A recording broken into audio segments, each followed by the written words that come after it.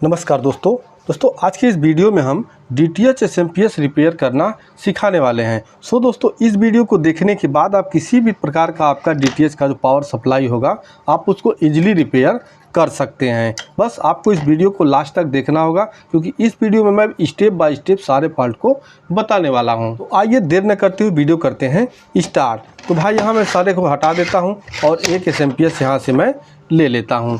तो दोस्तों सबसे पहले क्या है, क्योंकि मैंने इसे जो है बॉक्स में नहीं रखा है, सप्लाई अलग किया है, क्योंकि बॉक्स में आप बॉक्स खोलना बंद करना फिर वीडियो बहुत ज़्यादा लंबी हो जाती है। तो मैंने SMPS को बाहर निकाल लिया है। सबसे पहले देखिए आपका यहाँ जो दो वायर यहाँ निकला, दो ये टर्मिनल है, दो पॉइंट है, यहाँ से हमें AC इसमें इन किया जाता है। तो इस AC इन करने के लिए इस पॉइंट पे मैं दो वायर सबसे पहले जोड़ लेता हूँ और जोड़ के आपको चेक करके दिखा देता हूँ हमारा जो सप्लाई है वो बिल्कुल डेड है। अभी दोस्तों हमने यहाँ दो वायर जोड़ लिया है और अब इसे हम AC कनेक्ट करेंगे। दोस्तों ये वीडियो बनाने का मेन मकसद है कि आप किसी भी SMPS को कैसे रिपेयर करेंगे और कैसे उसी की टेस्टिंग करेंगे कि आखिर कौन सा प्रॉब्लम कैसे कहां से आता है। तो यहाँ देखिए मैं सप्लाई इसमें लगा देता हूं। तो अगर आपके पास कोई भी सप्लाई हो, सबसे पहले आपको क्या करना है, इसे सप्लाई देखिए मैंने यहाँ सीरीज में सप्लाई दिया है, ठीक है। तो सीरीज में आपको सप्लाई दे देना है। उसके बाद जो सीधे आपको आउटपुट पे वोल्टेज चेक कर लेना है, ठीक है।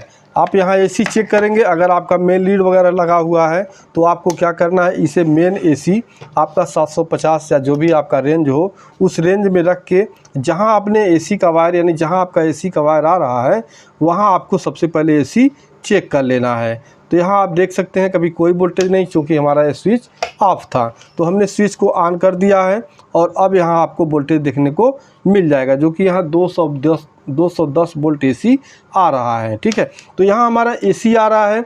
इसके बाद ठीक आपको चले आना है आउटपुट पे, जहाँ से आपका आउटपुट वोल्टेज निकलता है।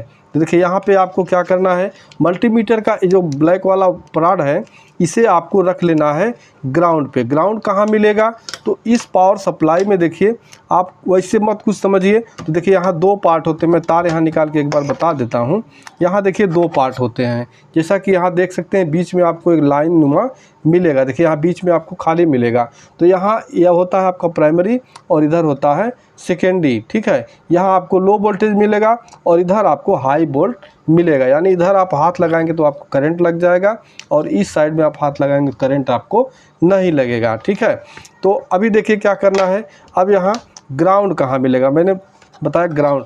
तो आपको क्या करना है, किसी भी एक कैपेसिटर, यहाँ देखिए पीछे जो भी कैपेसिटर लगे हुए हैं उस कैपेसिटर के माइनस वाले लेग को आपको देख लेना है।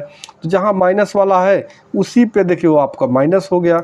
अब यहाँ से अब देखिए वो माइनस वाला वायर पूरे PCB पे फैला रहता है, ठीक है। देख सकते हैं यहाँ पे, यहाँ माइनस वाला जो वायर है यहाँ पूरे PCB इस तरह से देखिए यहाँ से पूरा फैला हुआ है। तो आप कहीं भी उस पॉइंट पे माइनस पे ये ब्लैक वाला पॉड आप रख लेंगे। तो फिर हम सप्लाई से दे देते हैं और माइनस वाला पॉड यहाँ रख के आउटपुट पे यहाँ हम वोल्टेज चेक करेंगे।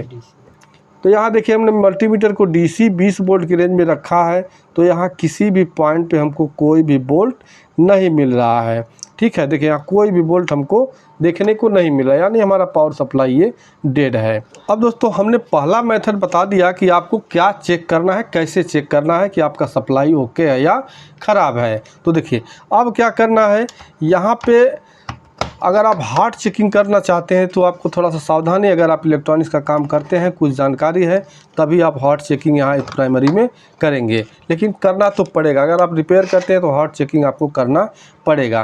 तो देखिए क्या है, आप पावर सप्लाई को जब यहाँ पलटते हैं तो यहाँ पे जब हमारा मेन AC यहाँ से इन होता है तो एक फ्यूज़ के द्वारा, देखिए यहाँ फ्यूज़ लगा होता है एक, ठीक है। इसके अंदर आप खोलेंगे तो यहाँ फ्यूज़ देखने को मिल जाएगा। देखिए यहाँ से खुला है, यहाँ आपको फ्यूज़ देखने को मिल जाएगा। सबसे पहले आपको फ्यूज़ चेक कर लेना है। अगर आपका फ्यूज़ सही है तो फिर आगे बढ़ना है। तो यहाँ फ्यूज़ देखिए एक सप्लाई यहाँ फ्यूज़ पे गया और फ्यूज़ से यहाँ आया और यहाँ पे आपको लाइन ड्राइवर देखने को मिल जाएगा। देखिए यहाँ पे आपका लाइन ड्राइवर इस तरह से देखने को मिल जाएगा। तो यहाँ क्या हुआ, फ्यूज से होके लाइन ड्राइवर पे आया और लाइन ड्राइवर से यहाँ इस पॉइंट पे चला आया। दूसरा वाला जो हमारा वायर है, दूसरा वाला AC का वायर जो है वो भी लाइन ड्राइवर पे ही आया और यहाँ से यहाँ ये चूँकि ये आपस में कंटिन्यूटी देगा, ये आपस में कंटिन्यूटी देगा। अगर ये दोनों कंटिन्यूटी किसी एक में अगर ब्रेक होगा, ओपन होगा, तो आपका सप्लाई यहाँ पे नहीं मिलेगा। तो आपको इस लाइन ड्राइवर को चेक करके बदल देना है। अगर नहीं आपके पास है, नहीं बदलने लायक है, तो आप यहाँ से यहाँ जंपर कर देंगे, ये आपका लाइन ड्राइवर का काम हो जाएगा। ठीक है। अब यहाँ पे सप्लाई आ जाने के बाद अब यहाँ देखेंगे आपको 4 डायोड लगा हुआ देखने को मिलेगा। देखिए जैसे कि आप देख सकते हैं यहाँ IN 4007, 1N 4007, इस तरह से आपको यहाँ डायोड 4 देखने को मिलेंगे। क्यों? क्योंकि यहाँ हमारा AC था, यहाँ हमारा AC था, तो डायोड हमारा जो है इस DC में इसको परिवर्तित कर देता है। तो यहाँ हमारा DC ये परिवर्तित कर दिया। इसके बाद ये सप्लाई जो हमारी चली जाती है इस मेन कैपेसिटर में, जहाँ आप देख सकते हैं यहाँ 47 450 10 400, मतलब कुछ भी तरह का जैसा आपका पावर सप्लाई का क्वालिटी होगा उस तरह से यहाँ कैपेसिटर अच्छी क्वालिटी का होगा तो अच्छा, मतलब यहाँ MFD ज़्यादा होगा, और थोड़ा लो क्वालिटी का होगा तो MFD कम होगा। तो यहाँ कैपेसिटर आपको देखने को मिल जाएगा। तो यहाँ कैपेसिटर पे आपका वोल्टेज आ जाता है। तो अभी दोस्तों आपने देखा होगा कि हमारा हाथ जो एक बार हिल गया है। क्यों हिल गया है?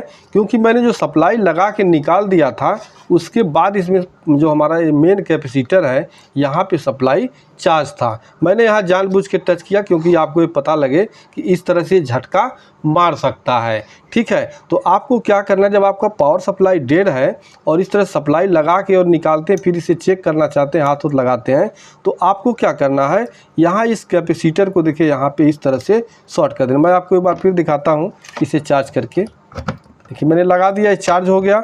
अब आपको क्या करना है, यहाँ इस कैपेसिटर को के दोनों पॉइंट को देखिए इस तरह से, देखिए इस तरह से आपको शॉर्ट कर देना है। सप्लाई निकली हुई है लेकिन यहाँ ये चट दे बोला। ठीक है। तो इस शॉर्ट कर देना, नहीं शॉर्ट करेंगे जैसे मैंने हाथ हिलाया यहाँ, इसी तरह से आपका भी झटका लग जाएगा। ठीक है। तो यहाँ कर लें। अब देखिए एक चीज़ आपको ये समझ में आ गया होगा, यहाँ हमारा कैपेसिटर पे वोल्टेज आ रहा है। ठीक है। तभी हमको झटका मारा है। तो आपको क्या करना है, यहाँ सप्लाई लगा के मैंने बता दिया यहाँ तक आपको DC देखने को, यहाँ DC देखने को मिलेगा। तो मल्टीमीटर को आपको रख लेना है 1000 वोल्ट के रेंज में, और इस मेन कैपेसिटर के ऊपर आपको वोल्टेज चेक करना है। तो आप देख सकते हैं यहाँ वोल्टेज हमको मिल रहा है 276 वोल्ट। ठीक है। तो यहाँ वोल्ट मिलने का मतलब होता ये है कि इसके पीछे जो भी हमारी सर्किट है, जैसे यहाँ से हमारा, जैसे यहाँ इसको हम शॉर्ट कर देते हैं। देखिए अब यहाँ से जो कैपेसिटर हमारा लगा हुआ है, इस कैपेसिटर से पहले जो भी कंपोनेंट लगे हुए हैं, जैसे कि यहाँ 4 डायोड, लाइन ड्राइवर, फ्यूज, सब हमारा ओके है। अगर यहाँ वोल्टेज नहीं आता है तो जो मैंने मेथड यहाँ बताया, सारी चीज़ आपको ऐसे ऐसे चेक करना है, ये आपको यहाँ से चेक कर लेना। ठीक है। लेकिन हमारा सप्लाई यहाँ तक आ गया, तो अब इधर का कोई पार्ट हमको चेक करने की ज़रूरत नहीं है। इसके बाद अब हमारा सप्लाई चूँकि ये माइनस है, तो माइनस यहाँ से देखिए यहाँ पे चला आया। इस हमारे दो जो IC लगा हुआ है इसके, ये दोनों पिनों को आपस में शॉर्ट करके यहाँ पे माइनस चलाया। प्लस सप्लाई जो हमारी है, यहाँ देखिए प्लस सप्लाई सीधे आ रही कहाँ, यहाँ जो हमारा ड्राइवर लगा हुआ है, इस ड्राइवर के एक पिन में आ रहा है। ठीक है। देखिए यहाँ पे हमारा प्लस वाला इस ड्राइवर के इस वाले पिन पे आ रहा है, और ये हमारा ये और ये दोनों आपस में कंटिन्यूटी देता है, और ये दोनों आपस में कंटिन्यूटी देता है। और जो सेकेंडरी साइड के होते हैं, ये पांचों पिनें आपस में कंटिन्यूटी देती हैं। ठीक है। तो यहाँ 2 लाइन हो गया, एक ये हुआ, एक ये हुआ, और ये दूसरा है। तो यहाँ दोनों को आपस में कंटिन्यूटी देना चाहिए। तो मैं यहाँ अब क्या करेंगे आप, यहाँ हमको DC मिल रहा है, तो हम सीधा यहाँ से, क्योंकि यहाँ पे इसको वोल्टेज मिलना चाहिए, तो यहाँ से यहाँ हम वोल्टेज चेक करेंगे। कैसे चेक करेंगे, यहाँ मल्टीमीटर का देखिए प्राड हम रख लेंगे कैपेसिटर के माइनस पे, जो ब्लैक वाला प्राड है कैपेसिटर के माइनस पे रख लेंगे, और इस ड्राइवर की 1 नंबर पिन पे यहाँ पे हम वोल्टेज चेक करेंगे। तो आप देख सकते हैं 273-74 वोल्ट मिल रहा है। अब इसके दूसरे पॉइंट पे जो हमारा ड्राइवर का दूसरा पॉइंट है, यहाँ पे वोल्टेज चेक करेंगे। तो यहाँ देख सकते हैं हमको कोई भी वोल्टेज नहीं मिल रहा है। अब दोस्तों यहाँ वोल्टेज हमको नहीं मिल रहा है, तो यहाँ जब प्लस सप्लाई हमारा नहीं आ रहा है तो हमारा IC वर्क कहाँ करेगा। ठीक है। तो IC हमारा वर्क करेगा नहीं। तो इसका प्रॉब्लम क्या है, इसका प्रॉब्लम ये है कि हमारा जो ये ड्राइवर ट्रांसफार्मर लगा हुआ है, ये ओपन हो चुका है। ठीक है। इसको हम सप्लाई निकाल दिए हैं, एक बार इसको शॉर्ट कर देते हैं। ठीक है। तो ये जो पीछे हमारा ड्राइवर ट्रांसफार्मर लगा हुआ है, इसका ये वाला पिन जो ये वाला कॉइल है ये ओपन है, ठीक है। आप मल्टीमीटर से भी इसे टेस्ट कर सकते हैं। जैसे कि यहाँ मल्टीमीटर को आप बजर के रेंज में रख लेंगे और इन दोनों पिनों पे आप मल्टीमीटर को ऐसे रखेंगे, यहाँ पे आपको बीप की आवाज़ सुनाई देनी चाहिए, जबकि यहाँ कोई भी ना बीप है ना कोई वैल्यू दे रहा है। और ये दोनों पिने आपस में कंटिन्यूटी यहाँ पे देनी चाहिए, जैसे कि यहाँ देख सकते हैं बीप की आवाज़ आ रही है, ठीक है। तो ये वाला हमारा कॉइल ओपन है। तो सबसे पहले हम क्या करेंगे, इस ड्राइवर को यहाँ से निकाल लेंगे। यहाँ पे दोस्तों हमने इस ड्राइवर ट्रांसफार्मर को बाहर निकाल लिया है, ठीक है, बाहर निकाल लिया है। अब इसको हम इसका जो कंटिन्यूटी यहाँ बाहर चेक कर लेंगे। तो भाई देखिए, अभी निकालने के बाद आपको एक और प्रॉब्लम हो सकता है, ठीक है, कि अब सोचेंगे कौन सा इसमें प्राइमरी में लगा था और कौन सा सेकेंडरी में लगा था, क्योंकि किसी ट्रांसफार्मर आप इस तरह से देखेंगे 5 लेग इधर भी 5 लेग इधर भी, और किसी में 4 होता है और एक और 5 होता है, तो पहचानने में कोई दिक्कत नहीं होता है। तो अभी आपको सिंपली क्या करना है, आप किसी साइड का एक इस तरह से पकड़िए और यहाँ चेक करिए। अगर ये आपको सारे आपको आपस में कंटिन्यूटी दे देते हैं तो आप समझ जाइए वो सेकेंडरी है। लेकिन यहाँ हमारा देखिए ये वाला लेग दिया और ये वाला नहीं देगा, चूँकि हमारा यही वाला ख़राब था। देखिए इस तरह से ख़राब था। और दूसरे साइड का आप यहाँ चेक करेंगे, देखिए इस तरह से, तो ये आपको पांचों लेग जो है आपस में कंटिन्यूटी देंगे। तो जो पांचों लेग आपस में कंटिन्यूटी देंगे वो सेकेंडरी में लगा था और डीसी की ओर, और जो आपका ये दो एक और 2 एक इस तरह कंटिन्यूटी देगा, ये आपका प्राइमरी होगा।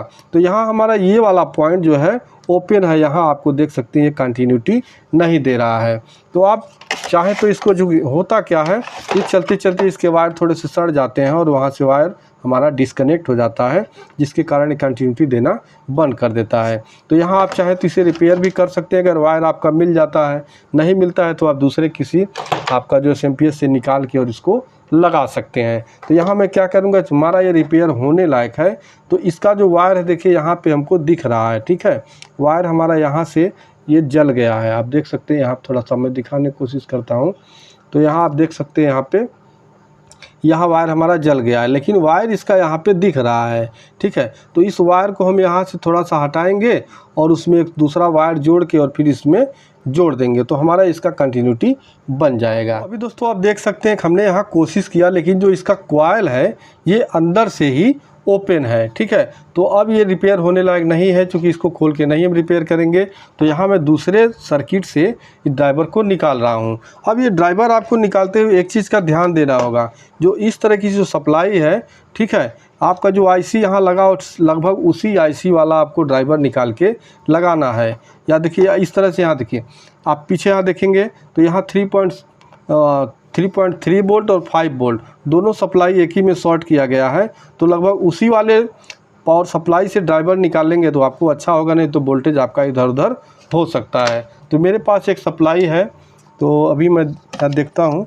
हाँ देखिए, यहाँ मेरे पास एक सप्लाई और है, जिसमें यहाँ पे 3.3 वोल्ट और यहाँ 5 वोल्ट दोनों आपस में शॉर्ट किया गया है।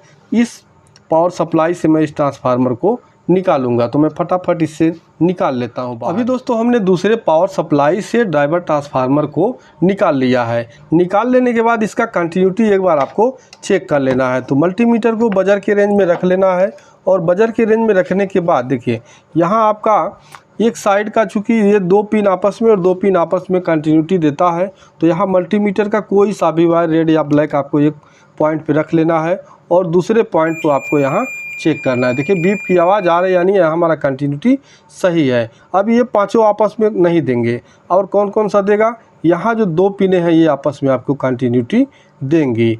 अब कौन सा इसमें है, इस तरह से आपको यहाँ पे टेस्ट कर देखिए, ये वाला और ये, चूँकि एक पिन खाली होता है प्राइमरी में, 4 पिने आपकी यूज में होती हैं। तो यहाँ देखिए ये दोनों पिने आपस में कंटिन्यूटी दे रही हैं और ये दोनों पिने आपस में कंटिन्यूटी दे रही है। बाकी आपका सेकेंडरी का 5 पिन आपस में कंटिन्यूटी देता है, ठीक है। इस तरह से आपका 5 पिन आपस में कंटिन्यूटी देगा। तो यहाँ चेक कर लेने के बाद अब ये प्राइमरी है और ये सेकेंडरी, इसको आपको ध्यान में रखना है।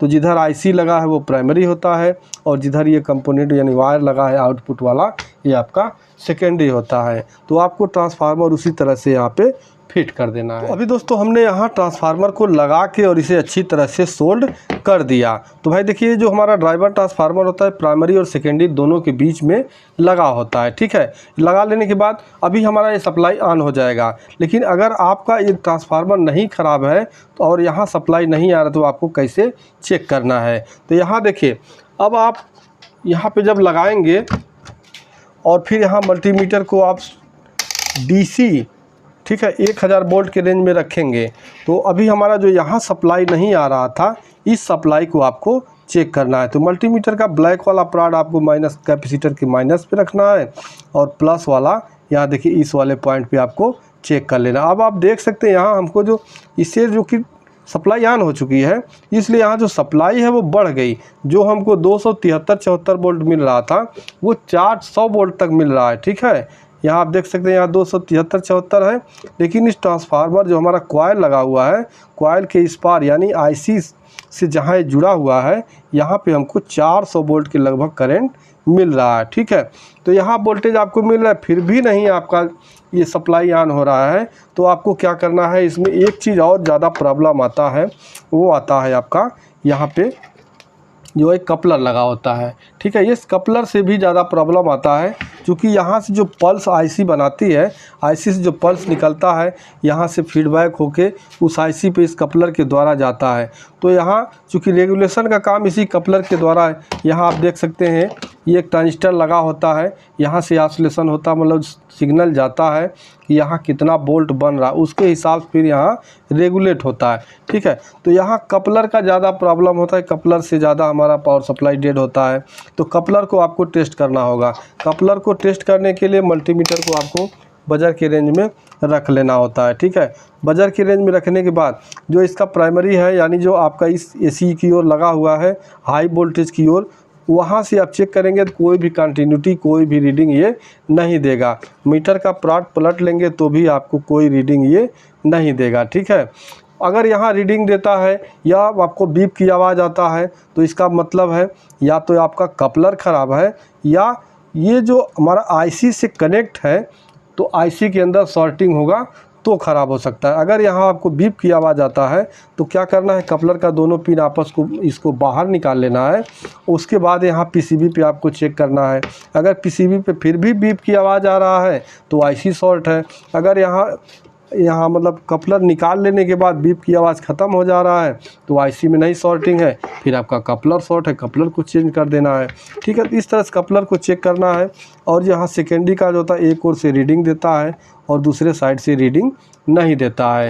और यहाँ देखिए एक साइड से हमको कोई रीडिंग नहीं दिया और दूसरे साइड से रीडिंग दे रहा है। अगर इसके विपरीत कुछ देता है तो आपका कपलर ख़राब होगा, ठीक है। इतना कर लेने के बाद फिर भी आपका ये कपलर भी सही है, यहाँ आपका ड्राइवर भी सही है, यहाँ आपका सप्लाई भी पूरा बन रहा है, उसके बाद भी ये सप्लाई आपका ऑन नहीं हो रहा है।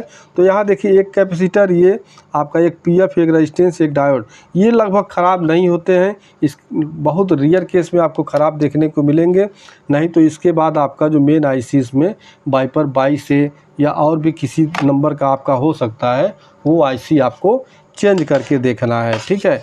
इतना करने के बाद तो आपका पावर सप्लाई ऑन हो ही जाएगा। तो आइए अब इसे हम सप्लाई से कनेक्ट करते हैं और हम आउटपुट पे वोल्टेज चेक कर लेते हैं।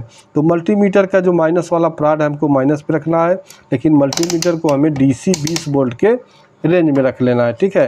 तो यहाँ मैंने बताया कैपेसिटर के माइनस पे आपको रख लेना है माइनस वाला वायर, और यहाँ हमारा 3.3 वोल्ट और 5 वोल्ट दोनों आपस में इस सप्लाई में कनेक्ट किया गया है। तो आप देख सकते हैं 3.5 वोल्ट या और 6 वोल्ट हमको यहाँ करंट मिल रहा है, ठीक है। यही सप्लाई हमारा 5 वोल्ट पर भी मिलता है, दोनों शॉर्ट किया गया है तो दोनों पे बराबर सप्लाई यहाँ पे मिलेगा। इसके बाद यहाँ देखेंगे आपको यहाँ जो 22 वोल्ट होता है तो इसमें आपको देखने को मिल रहा है 17 वोल्ट। किसी इस सप्लाई में आपको यहाँ ये वाली सप्लाई कम देखने को मिलेगी, ठीक है। तो यहाँ आपका हो गया ये 17 वोल्ट, जो कि अदर सप्लाई में आपको 20 वोल्ट से 22 वोल्ट करंट देखने को मिलता है, यानी ये भी सप्लाई हमको मिल रही है। उसके बाद इस एक सप्लाई और बनता है जो कि आपका यहाँ 12 वोल्ट के समथिंग ये करंट बनता है। तो यहाँ मल्टीमीटर को हम साइज करें, देखिए अभी हमको 13.3 यानी 13 वोल्ट 12 वोल्ट मैंने बोला 13 वोल्ट के आसपास यहाँ करंट हमको यहाँ मिल रहा है, यानी हमारी ये सप्लाई अब ओके हो चुकी है। अगर इसको हम कार्ड के साथ जोड़ेंगे तो हमारा ये एसएमपीएस बिल्कुल अच्छी तरह से अब वर्क करेगा। अब दोस्तों एक चीज़ और बता दें, अब यहाँ अगर आपका एसएमपीएस ऑन होगा, ठीक है, जैसे यहाँ मैंने दिखाया यहाँ कि यहाँ पे आपको सॉर्टिंग करना होगा। अगर ये आपका सप्लाई ऑन है, ऑन पोजीशन में है, तो इस कैपेसिटर पे चार्जिंग नहीं रहेगा। जैसे कि आप देख सकते हैं कोई भी चार्जिंग नहीं है। जब आपका सप्लाई डेड होगा उसी समय ये कैपेसिटर चार्ज रहता है, बाकी जब ऑन हो जाता है तो कैपेसिटर ऑटोमेटिक डिस्चार्ज हो जाता है। तो इस तरह से डीटीएच एसएमपीएस के आप फॉल्ट को बड़ी आसानी से सॉल्व कर सकते हैं। वीडियो अगर पसंद आए तो वीडियो को लाइक ज़रूर करिएगा, क्योंकि भाई वीडियो बनाने में बहुत मेहनत लगता है। मैंने बहुत मेहनत इस वीडियो में किया है। पसंद आए तो वीडियो तो लाइक ज़रूर करिएगा, और चैनल पर नए हैं तो प्लीज़ चैनल को सब्सक्राइब कर दीजिए। मिलते हैं नेक्स्ट वीडियो में, तब तक के लिए नमस्कार।